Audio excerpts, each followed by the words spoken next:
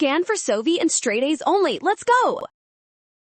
Calculus problems like this second derivative of sine are actually super fast to solve if you just follow these 3 quick steps right now.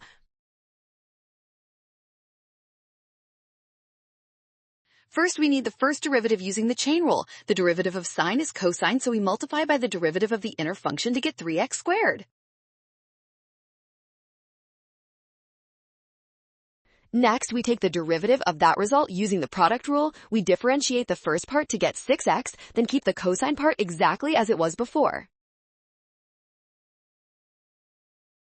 Finally, differentiating the cosine part yields negative 9x to the 4th sine of x cubed. This leads directly to our answer, option C.